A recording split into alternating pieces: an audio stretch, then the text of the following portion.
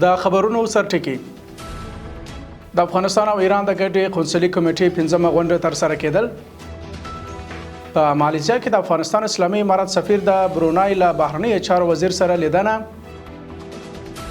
او په خیبر پښتونخوا کې په 2 جلا بریدونو کې له 10 ډیر پاکستانی پولیسو ته مرګ ژوبله.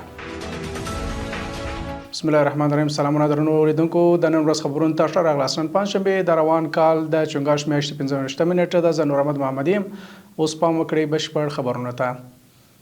د بهرنی چارو وزارت اداري او مالی مرستیال ډاکټر محمد نعیم او د ایران د بهرنی چارو وزارت د قونسلي چارو مرستیال وحید جلال زاده په مشرۍ د دواړو هیوادونو د ګډې قونسلي کمیټې 5مه ناسته ترسره شوه. د بهرنی چارو وزارت وایي چې په یاد ناسته کې دواړه لوري پر ستونزو، قونسلي خدماتونو او نورو موضوعاتو خبرې کړي او د ګډو په اړه نظرونه شریک کړي دي. د یاد وزارت په وینا دواړه لوري ژمنه کړې چې د شته ستونزو د حل د همغږۍ پیاوړتیا او قونسلي همکارۍ د پراختیا په موخه په راتلونکي کې هم د ګډې کمیټې غونډې په منظم ډول دوام ومومي. مالیزیا کې د افغانستان اسلامي امارت سفارت سرپرست نقیب الله احمدي برونای هیواد ته د خپل رسمي سفر په ترڅ کې د برونای دارالاسلام د پاچا سلطان حاجي حسن الباقیه په ویاړ جوړ شوو دینی مراسمو کې ګډون کړی دی. ښاغلي احمدي د یادو مراسمو په څنډه کې د برونای د بهرنی چارو وزیر شاهزاده عبدالمتین او یو شمیر نورو وزیرانو سره د افغانستان او برونای په اړوند اړیکو خبرې کړې دي. کورنۍ چارو وزارت وایي د ننګرهار په بېسوده ولسوالۍ کې د مسلمانو دیني عالمانو او قومي مخورو د پرله پسې هڅو په پایله کې د 2 کورنیو ترمنځ 40 کلنه دښمني پای ته ورسېده.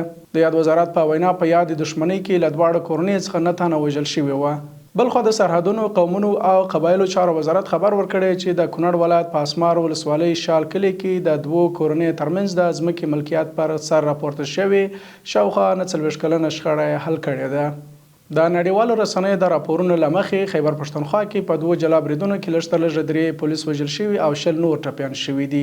د اسوسییټډ پریس خبري اژانس د راپور له مخې په لومړي برید کې وسلوالو د برادیر په سیمه کې د امنیتي ځواکونو پر کاروان برید وکړ چې له امله 3 پولیس وژل شول او 15 نور ټپیان شول.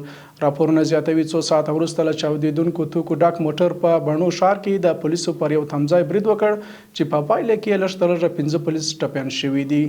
درنو او د قدر وړ اورېدونکو، دا ودان روز خبرونه له ملتیا مو نړۍ مننه. تر بیا مو الله مل شه.